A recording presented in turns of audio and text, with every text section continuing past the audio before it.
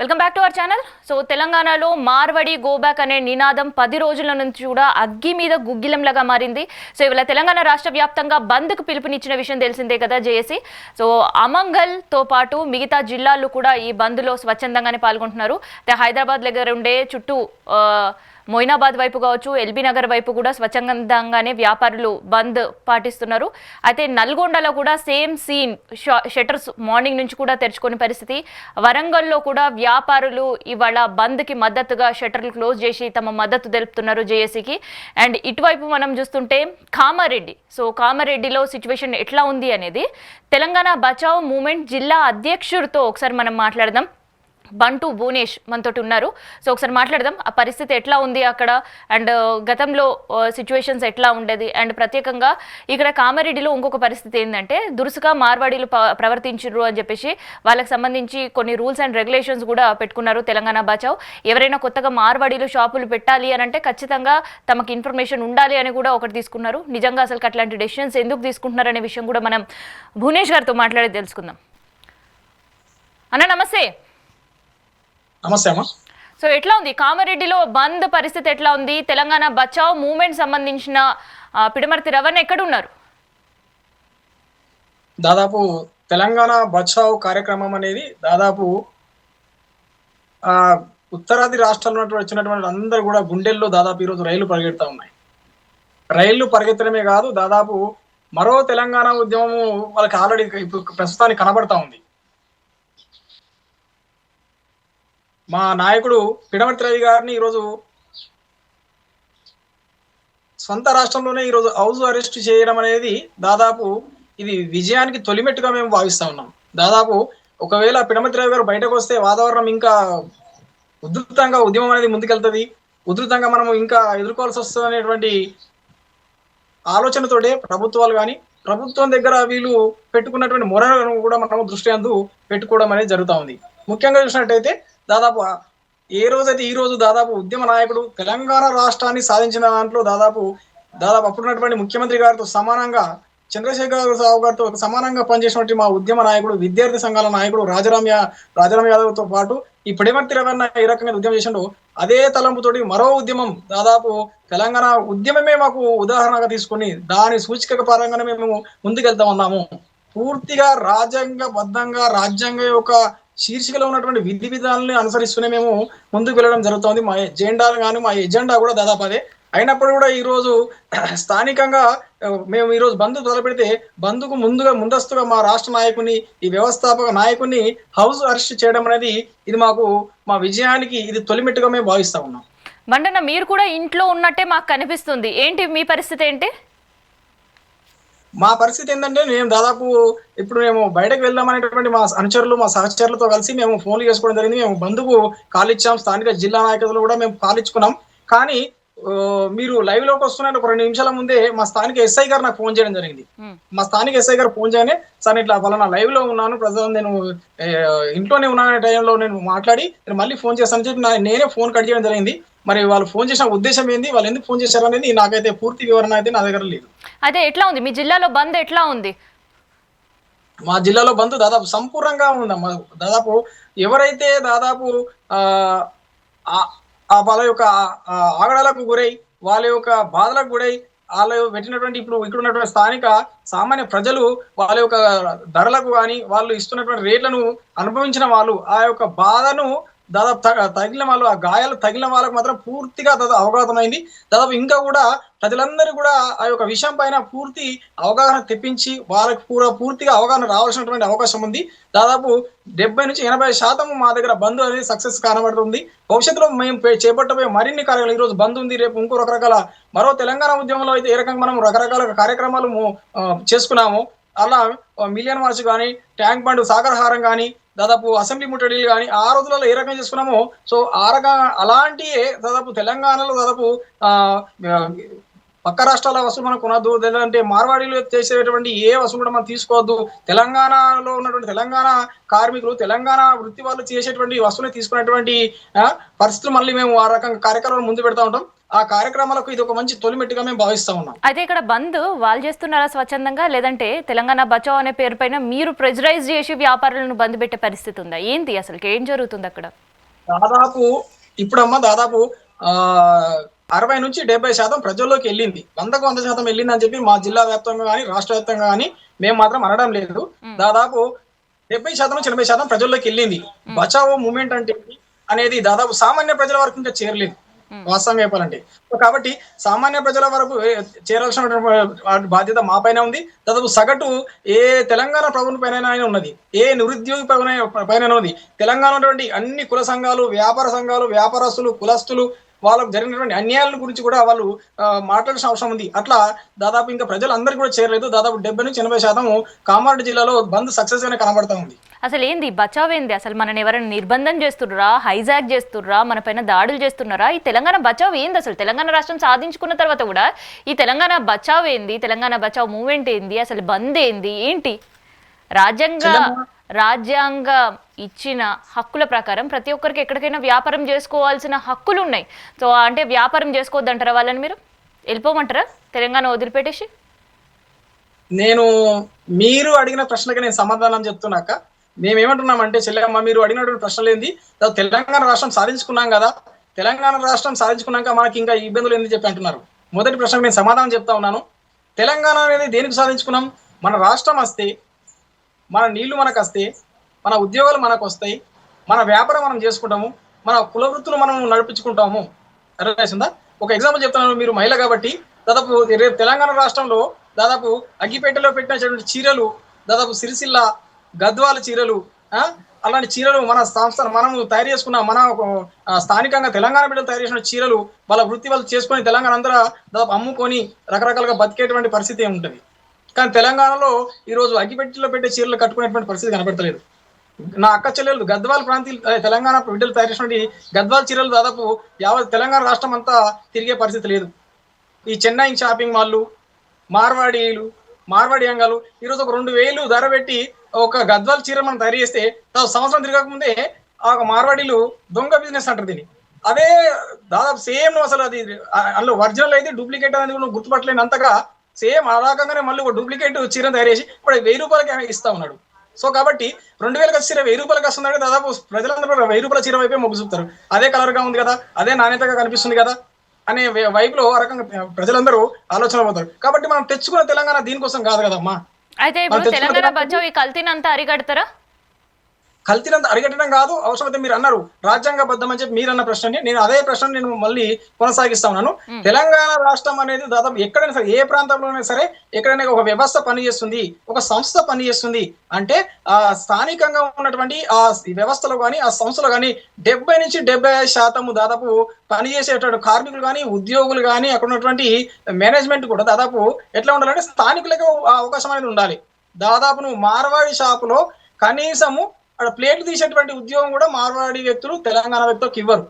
అది గుర్తుపెట్టుకోండి, ఇది వాస్తవం. అయితే ఇప్పుడు కరెక్టే మీరు అన్నది, ఓకే డన్. సో వాళ్ళు అక్కడ ఇక్కడ వ్యాపారాలు పెట్టుకుంటారు, వాళ్ళ ఊళ్ళో నుంచి మేడం ఇది నేనట్లేదు, ఇది రాజ్యాంగంలో ఉంది, రాజ్యాంగబద్ధంగా నేను మాట్లాడుతున్నాను. నిజమైన నికార్సైనటువంటి తెలంగాణ ఉద్యమకారులుగా, అనుభవజ్ఞులైనటువంటి ఉద్యమకారులుగా, దాదాపు తెలంగాణ ఉద్యమంలో లాఠీ దెబ్బల రుచి చూసినటువంటి వ్యక్తులుగా మేము చూస్తా ఉన్నాం. ఈ రోజు మేము ఉన్నత విద్యావంతులుగా 2వ పీజీ 3వ పీజీ చదువుతా ఉన్నాం. సరే అదృష్టవశాత్తు ఏదో మాకు ఇంకా ఉద్యోగం రాలే, మేమే ఆ వ్యాపారం ఏదో ఆ యొక్క వ్యవస్థలో మేము కూడా భాగమై మేమే మా సొంత గడ్డ పైన మేమే ఏదో చిరు వ్యాపారాలు పెట్టుకొని మేము బతకాలంటే ఈరోజు మేము ఎక్కడ బతుకుతామమ్మా? మేము ఎక్కడైనా ఏదైనా చిన్న వ్యాపారం చేసుకుందాం అనుకుంటే కూడా దానికి రెట్టింపులుగా వాళ్ళు వచ్చి మా పైన దాదాపు పోటీగా ఇచ్చేయడం అనేది జరుగుతుంది. అట్లా నాలాంటి నిరుద్యోగులు కాదు, దాదాపు తెలంగాణలో లక్షలాది మంది నిరుద్యోగుల బాధ ఇదంతా కూడా. అంటే ఏంటి వ్యాపారం పెట్టుకోవాలి అనుకుంటే ఉన్న సమస్య ఏంది? చెప్పారు కదమ్మా, ఇప్పుడు గద్వాలు అని దాదాపు మన యొక్క చేనేత కార్మికులు టెక్స్టైల్స్ గురించి చెప్పారు, డన్, ఓకే. సో మిగతా అసలుకి జిల్లాలో వస్తున్న సమస్య ఏంటి అసలు మార్వాడీలతోటి జిల్లాలో వస్తుందంటే నేను గతంలో మీ ఛానల్లో కానీ మిగతా ఛానల్ కూడా చెప్పాను. దాదాపు మొన్న ఒక ఉదాహరణ తీసుకున్నాను. ఏమను తెలంగాణ రాష్ట్రంలో తెలంగాణ కల్చర్లో దాదాపు రకరకాల పండుగలు పబ్బాలు వస్తాయి. మొన్న నేను నా అనుభవంతో చూశాను, నా లైవ్ గా చూశాను. నేను మీకు మళ్ళీ ఈ ఛానల్ ద్వారా మళ్ళీ చెప్తున్నాను, మీరు రండి, నేను తీసుకెళ్తాను. దాదాపు ఈ యొక్క రాఖీ పండుగ కానీ, దాదాపు తెలంగాణలో దాదాపు కుడుక చక్కెర పండుగ అక్క చెల్లె మీలాంటి అక్క చెల్లెలు మాలాంటి అన్నదమ్ములకు కుడుకలు పోస్తూ ఉంటారు. ఒకప్పుడు తెలంగాణ చరిత్రలో ఎట్లుంటుందమ్మా, దాదాపు ఇంత ఒక 20 రూపాయల చక్కెర తీసుకొచ్చి ఓ 4 కుడుకలు తీసుకొచ్చి ఆ కుడుకలో ఓ 2 రూపాయల చక్కెర పోసి దాదాపు తీపి తినిపిస్తే అది దానికి ఆ సంతోషానికి ఆ యొక్క ఆ బాంధవ్యానికి వెలకట్టలేనటువంటి పరిస్థితి కనబడుతుంది. ఈ రోజు చూసినట్టయితే చక్కెర పోసే పరిస్థితి కాదు. దాదాపు ఒక కనీసం మనం ఒక గులాబ్ జామ్ కొందామన్నా దాదాపు నా జిల్లా కేంద్రంలో తెలంగాణ రాష్ట్రంలో మినిమం 20 నుంచి 25 రూపాయలు ఉంటుంది ఒక గులాబ్ జామ్. అది ఇట్లా నోట్లు వేసుకుంటే గుర్తుకొని మింత అయిపోతుంది. అట్లా నా ఇంట్లో 4-5 అన్నదమ్ములు ఉన్నారు. మినిమం మా చెల్లెకి ఎంత బడ్జెట్ పడుతుంది, నలుగురికి అంటే దాదాపు 200 నుంచి 250 రూపాయలు 300 రూపాయల బడ్జెట్ పడుతుంది. 20 రూపాయలతో పోయే చక్కెరకి దాదాపు 250 రూపాయల వరకు వెచ్చించాల్సిన పరిస్థితి ఈ యొక్క మార్వాడి వ్యవస్థ, ఈ స్వీటముల వ్యవస్థ తెచ్చింది కాదా? అట్లా ఇది ఒక్కటే కాదు, అన్నిటిపైన ప్రతి వస్తువు పైన ప్రతి ఐటమ్ పైన దాదాపు ఎక్కడైనా సరే మినిమం 100 రూపాయల లోపల ఎక్కడ ఒక పావు కిలో కేజీ మీరు తెలంగాణలో కొని చూపించగలుగుతారా? ఒక పావు కేజీ ఒక కేక్ కొనాలన్నా, ఒక స్వీట్ కొనాలన్నా, ఏదైనా కొనాలంటే దాదాపు బొంబాయి మిఠాయి నుంచి మొదలుకుంటే దాదాపు ఇప్పుడున్నట్టు అన్ని కూడా దాదాపు ఒక్కటి ఏంది, ఒక మాంసం కొట్టే వృత్తి, చెట్లెక్క వృత్తి తప్ప మిగతా అన్ని వృత్తులలో దాదాపు అలా వచ్చి బలంగా కూర్చొని ఉన్నారు. అయితే ఇప్పుడు మీరు ఎక్కడ కామారెడ్డి కదా, సో కామారెడ్డికి నియర్ బై ఉండే నిజామాబాద్ జిల్లాల నుంచి కూడా చాలా మంది తెలంగాణలో బతకలేక, ఉపాధి లేక పక్క రాష్ట్రాల పొంటి వెళ్ళి వలసలు వెళ్ళిపోయి జీవిస్తుంటారు. మరి అక్కడి నుంచి కూడా తెలంగాణ గో బ్యాక్ అంటే అప్పుడు మనం ఏం చేస్తాం? 100% మెల్లగా చెప్తాను. దాదాపు పక్క రాష్ట్రాలు కాదని మహారాష్ట్ర వెళ్ళండి. మహారాష్ట్ర దాదాపు తెలంగాణ ప్రజల యొక్క చెమట చుక్కల నిర్మాణమే ఈరోజు ముంబై, మహారాష్ట్ర. గుర్తుపెట్టుకోండి, ఇది నేను చెప్తుంది కాదు, దాదాపు మన తాతలు మన ముత్తాతల నుంచి కూడా చెప్తా ఉన్నాను, ఈ రోజు కాదు. ఎక్కడికి వెళ్ళినా తెలంగాణ బిడ్డలుగా, తెలంగాణ ఇదిగా అక్క మీకు చెప్తున్నా నేను, ఎక్కడ మన వాళ్ళు డామినేషన్ చేయరు. మన వాళ్ళు బతకడానికి పోతారు, మన వాళ్ళు పెత్తనం చేయడానికి ఎక్కడికి వెళ్ళలేరు, చేయలేరు కూడా. మీరు చూపించండి. నేను 100 మందిని బతకడానికి వెళ్ళాను, 1000 మందిని నేను చూపిస్తాను లైవ్ గా, మేము కలిసి వెళ్దాం. ఎక్కడికి వెళ్ళినా తెలంగాణ రాష్ట్రంలో కానీ, దాదాపు భారతదేశంలో కానీ, విదేశాలు కానీ ఎక్కడికి వెళ్ళినా తెలంగాణ బిడ్డలు అనే వాళ్ళు బ్రతకడానికి వెళ్తారు. అక్కడ వాళ్ళకి ఆ బతుకు తెరువు అనేది ఎంత స్థాయిలో చూస్తే వాళ్ళు ఆ స్థాయిలో వెళ్ళి వాళ్ళు దాదాపు ఒక ఇల్లు కొనుక్కునే స్థాయిలో ఇల్లు కొనుక్కుంటారు, అక్కడ 2 ఇల్లు కొనుక్కునే స్థాయికి 2 ఇల్లు కొనుక్కుంటారు. అని దురాక్రమణంగా చేసినటువంటి చరిత్ర తెలంగాణ బిడ్డలకు ఇప్పుడు కాదు, దాదాపు భవిష్యత్తులో కూడా ఉండదు. ఆ గుణం తెలంగాణ బిడ్డలకు ఉండదు. కానీ ఇక్కడ అట్లా కాదు. ఇక్కడ ఒక ఎగ్జాంపుల్ చెప్తాను. ఒక వ్యక్తి, ఒక రైతు ఒక 5 లక్షలు పెట్టి ఒక భూమి అమ్ముతాడంటే పక్క రైతు నేను 6 లక్షలు పెట్టి కొంటానికి వస్తాడు. దానికి నేను 10 లక్షలు ఇస్తాను చెప్పి అంటాడు. అట్లా తెలంగాణలో ఉండే దాదాపు ల్యాండ్ అంతా కూడా దాదాపు వాళ్ళ చేతిలోకి వెళ్ళిపోతుంది ఇప్పుడు. అదేనా? దాదాపు తెలంగాణ రాష్ట్రంలో హైదరాబాద్ తీసుకొని, మిగతా జిల్లా కేంద్రాలు తీసుకొని, మండల కేంద్రాలు తీసుకొని, ఎక్కడైతే ముఖ్యమైన అడ్డాలు అంటారు వీటి, ఎక్కడెక్కడ ముఖ్యమైనటువంటి స్థలాలు కూడలి అయితే ఉంటాయో ఆ ఏళ్ళు మొత్తం ఈ రోజు చూసినట్టే తెలంగాణలో ఉన్నటువంటి ప్రతి జిల్లాలో, ప్రతి దాదాపు రాష్ట్ర కేంద్రంలో కూడా అంతా కూడా వాళ్ళ హ్యాండర్లోకి వెళ్ళిపోతా ఉంది. అట్లా ఈరోజు సుల్తాన్ బజార్ చూడండి, ఇంకా రకరకాల అట్లా అన్ని కూడా వాళ్ళ చేతిలోకి పోతున్నాయి. మనకి ఇది ఇప్పుడు ఆలోచన చేసే స్థాయికి మనకి ఈ టైం పట్టింది. ఒకవేళ ఇంకా 10 ఏళ్ళు, ఇంకో 20 ఏళ్ళు మనం చూడకపోతే రేపు భవిష్యత్తు మన తెలంగాణ బిడ్డలందరూ కూడా దాదాపు వాళ్ళు కూడా వాళ్ళ భవిష్యత్తు కూడా దాదాపు అంధకారంలో కనబడుతూ ఉంటుంది. మనం ఏనాడు కూడా కామారెడ్డిలో ఎట్లా ఉంది? మార్వాడీలకు సంబంధించిన పెత్తనం ఉందా అక్కడ? కామారెడ్డికి సంబంధించిన వ్యాపారులు కూడా ఈ సమస్యను ఫేస్ చేస్తున్నారా? బీభత్సంగా. ఒకసారి మీరు కామారెడ్డిలో ఉన్నటువంటి ఒకప్పుడు మాకు ఓ మాయశంకర్ ఏనో మా గోదాములు ఉండేటివి. దాదాపు మా రైతులకు ఉద్దిర మసాలు ఇచ్చేవాళ్ళు, బెల్లాలు అమ్మేటోళ్ళు. తెలంగాణలోనే దాదాపు కామారెడ్డి గంజ్ అనేది దాదాపు బెల్లము వ్యాపారులకు, బెల్లం వ్యవసాయదారులకు అంతా కూడా దాదాపు పెట్టింది కోట. తెలంగాణ రాష్ట్రంలోనే బెల్లం వాసన అత్యధికంగా కనిపించేటువంటి పరిస్థితులు ఎక్కడ ఉంటాయంటే కేవలం అది కామారెడ్డి ప్రాంతంలోనే, ఉమ్మడి నిజామాబాద్ జిల్లా, అందులో కామారెడ్డి ప్రాంతంలోనే మీకు చెరుకు పంట కానీ ఈ బెల్లం వేసుకపోయి ఆ బెల్లం పైసలు వస్తే తీసుకొచ్చుకొని, లేదంటే మళ్ళీ బెల్లం వేసినాక మీకు పైసలు కడతాము అయ్యా అని చెప్పి అక్కడ ఉన్నటువంటి యొక్క మనకు ఉన్నటువంటి ఈ యొక్క వైశ్యుల దగ్గర కానీ, ఇక్కడ ఉన్నటువంటి స్థానిక తెలంగాణ వ్యాపారుల దగ్గర కానీ అట్లా ఎరువులు కానీ, రకరకాల వ్యవసాయ అవసరాలకు సంబంధించిన ప్రతి వస్తువు కానీ, రకరకాల విత్తనాలు కానీ తీసుకొచ్చుకునే పరిస్థితి. ఈ రోజు ఏ మార్వాడి షాప్ అయినా పోయి మీరు ఒక 500 ఉద్దర పెడితే వాడు ఇస్తారేమో చూడండి. 500 కాదు, నీకు 5 రూపాయలు తక్కువ నెలకి ఇస్తాను. దాదాపు సగం మీరు కొనుక్కున్న వస్తువులకి సగం సామాన్ తీసి లోపలికి వేసి, అది కేక్ కొనుక్కుంటారా, ఇంకేదైనా మిఠాయి కొనుక్కుంటారా, ఒక 10 రూపాయలు తక్కువ అలాగే 10 రూపాయల మంది ఆ మిఠాయిలు తీసేసుకొని మిగతా మనకు ప్యాక్ చేసి ఇస్తాడు. ఒక 10 రూపాయలు కూడా దాదాపు మనకు ఉద్దరివాడు, మనకు నమ్మడు. మళ్ళీ ఇంకో విషయం ఏంటంటే మీరు ఎక్కడ చూడండి, ఎక్కడ కూడా వాళ్ళు ఆన్లైన్ లో మనకు కనిపించరు. వాళ్ళ దగ్గర మనం ఒక రిసిప్ట్ తీసుకునేటువంటి పరిస్థితి ఉండదు. కనీసం వాళ్ళు మనకు ఒక రసీదు బిల్స్ ఏమియరా? జిఎస్టీ బిల్స్ ఉంటాయి కదా వ్యాపారస్తులు ఇంత లార్జ్ స్కేల్ లో బిజినెస్ చేసినప్పుడు. ఇది నేను కేవలం ఒక్కనే మాట్లాడుతున్నది కాదమ్మా, కేవలం కామారెడ్డి జిల్లా తెలంగాణ రాష్ట్రం మొత్తం చూడండి, ఎక్కడ కూడా వాళ్ళు దాదాపు అంతా కూడా దాదాపు డూప్లికేట్ సెకండ్ హ్యాండ్ అంతా ప్రతిది కూడా, అది ఏ వ్యవస్థలో కేవలము స్వీటంలే కాదు మిగతా చేస్తున్న దాదాపు ఈ యొక్క ప్లంబింగ్ సంబంధించి, కరెంటు తీగలకు సంబంధించి, కరెంటు పైపులకు సంబంధించి ప్రతి దాంట్లో కూడా అన్ని కూడా దాదాపు అన్ని కూడా దాంట్లో డూప్లికేట్ దందాలే కనబడుతూ ఉంటాయి. ఇది వాస్తవం. బిల్స్ ఉండవా? ఎక్కడ కూడా దాదాపు 90% ఎక్కడ కూడా బిల్స్ ఇవ్వరాలు, ఎక్కడ కూడా మీకు ఆన్లైన్ లో కానీ రకంగా వాళ్ళు జిఎస్టీని ఎక్కువ కొట్టడానికి ప్రయత్నం చేస్తారు. అంతా కూడా వాళ్ళు నోట్ల పైన దాదాపు కరెన్సీని తీసుకొని వాళ్ళు డబ్బులు తీసుకొని మనకు వస్తువులు ఇస్తారు, డబ్బులు తీసుకొని మనకు ఏదైనా ఇది చేస్తుంటారు తప్ప దాదాపు నీకు బిల్లు ఇచ్చి ఆ బిల్లు ఆన్లైన్ ద్వారా జిఎస్టీ కట్టే వ్యవస్థ అనేది చాలా తక్కువగా ఉంటుంది. 90% దాదాపు జిఎస్టీ ఎగ్గొట్టడానికి ప్రయత్నం చేస్తారు. అయితే తదుపరి ఏంటి, ఏం చేయబోతున్నారు? ఇవాళ అయితే బంద్కి పిలుపునిచ్చిండ్రు, ఆర్ఎస్ల పర్వం కంటిన్యూ అవుతుంది. ఇంకోవైపు వ్యాపారులు మీరు ఇచ్చిన పిలుపు మేరకు చాలా వరకు వ్యాపారులు కూడా బంద్ చేస్తున్నట్టు చెప్తున్నారు. సో తదుపరి ఏంటి కార్యక్రమాలు, ఏంటి కార్యాచరణ, ఏంటి? ఈ బంద్తో ఆగిపోతుందా? ఎందుకంటే నిన్న కూడా మార్వాడికి సంబంధించిన సంఘాలు క్షమాపణ చెప్పాయి దళితుల పైన జరిగిన దాడి పైన. అది దళితుల పైన జరిగిన దాడి కంటే తెలంగాణ బిడ్డల పైన, తెలంగాణ వ్యవస్థ పైన పడ్డ దాడిగా మేము భావిస్తూ ఉన్నాం. కేవలం దళితుల పైన పడ్డదో ఎక్కడైనా సరే తెలంగాణ బిడ్డ కాబట్టి తెలంగాణ రేపు ఇంకో బిడ్డ కూడా జరుగుతూ ఉంటుంది. ఇంకో బిడ్డ జరిగితే ఇంకోసారి క్షమాపణ చెప్పడం పడుతూ ఉంటుంది.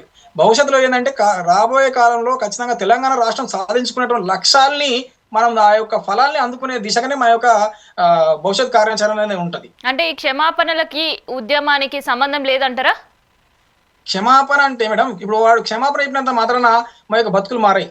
ఇక్కడ స్థానికంగా ఉన్నటువంటి దాదాపు అన్ని రకాల కుల వృత్తులు, అన్ని రకాల ప్రజలు ఆ క్షమాపణ ద్వారా వీళ్ళకి ఏమన్నా వెలుగు వస్తుందా అని చెప్పి మేమైతే భావించట్లేదు. సో ఈ ఉద్యమం కంటిన్యూ అవుతుంది అంటారు? 100% దాదాపు తెలంగాణ ఉద్యమాన్ని మేము ఉదాహరణగా తీసుకుని ముందుకెళ్తున్న వాళ్ళం. సో దాదాపు కామారెడ్డిలో ఎన్ని వ్యాపార సముదాయాలు ఉంటాయి, ఎన్ని షాప్స్ ఉంటాయి మార్వాడీలకు సంబంధించి? దాదాపు కామారెడ్డి జిల్లా కేంద్రంలో మాత్రం దాదాపు 70% నుంచి 80% వరకు దాదాపు ప్రతి వాళ్ళే ఈ యొక్క పానీపూరీలు అంతా కూడా. ఒకప్పుడు స్కూల్కి వెళ్ళేటప్పుడు మేడం, ఇప్పుడు మీరు మీ స్కూలింగ్ ఎలా జరిగిందో కానీ మేము స్కూల్కి వెళ్ళినప్పుడు ప్రభుత్వ పాఠశాలలో కానీ దాదాపు ఎక్కడైనా సరే చదివితే బ్రేక్ టైంలో కానీ ఇక్కడ మనకు నేరవన్లు దొరికేటి, లేదంటే మనకు అక్కడ ఉన్నటువంటి కాలానుగుణంగా పండేటువంటి సీజనల్ ఫ్రూట్స్, దోసకాయలు దొరికేటివి, జామకాయ దొరికేటి స్కూల్ ముందు, సీతాఫలం దొరికేవి. ఇప్పుడు ఏ కాలేజ్ దగ్గర చూడు, ఏ స్కూల్స్ దగ్గర చూడు మొత్తం గప్చుప్ల బండ్లే కనిపిస్తూ ఉంటాయి. అది ఎన్ని రకాల దాదాపు చిన్న వయసులో దాదాపు 7వ తరగతి 8వ తరగతి వయసులోనే దాదాపు పిల్లలకి కళ్ళద్దురాలు రావడం, రకరకాల చెప్పలేనటువంటి పేర్లు కూడా తెలియనటువంటి రోగాలు రావడం. అక్కడ మీరు ఒకసారి ఆ గప్చుప్ బండ్ల దగ్గర చూడండి, అందులో ఉన్నటువంటి ప్రతి రసాయనం కూడా ఏ రకమైనటువంటి కెమికల్స్ ఒకసారి మీరు ఊహించండి. ఏ వస్తువైనా మేడం సైంటిఫికల్ గా మినిమం ఒక 3 నుంచి 4 రోజుల మనం తయారు చేసిన వస్తువు ఖరాబ్ అవుతుంది. అది అన్నం కానీ ఇంకేమైనా సరే మనం తయారు చేసిన వస్తువు ఖరాబ్ అవుతుంది. వాడు తయారు చేసే ఏ రకమైనటువంటి ఏదైనా కూడా వాడు నిర్వచన చేసినటువంటి ఐటమ్ ఖరాబ్ అంటే దాదాపు కిలో రకాల రసాయనాలు వస్తారు. అందులో ఇచ్చేటువంటి జ్యూస్ కానీ ఇంకా రకరకాలటువంటి ఏదైతే ఉంటుందో వాటిలో కూడా అయితే దానికి సంబంధించి ఫుడ్ సేఫ్టీ అధికారులు ఉంటారు, ప్రభుత్వం ఉంటది, వాళ్ళపైన చెక్స్ చేయడానికి కావచ్చు, చర్యలు తీసుకోవడానికి కావచ్చు.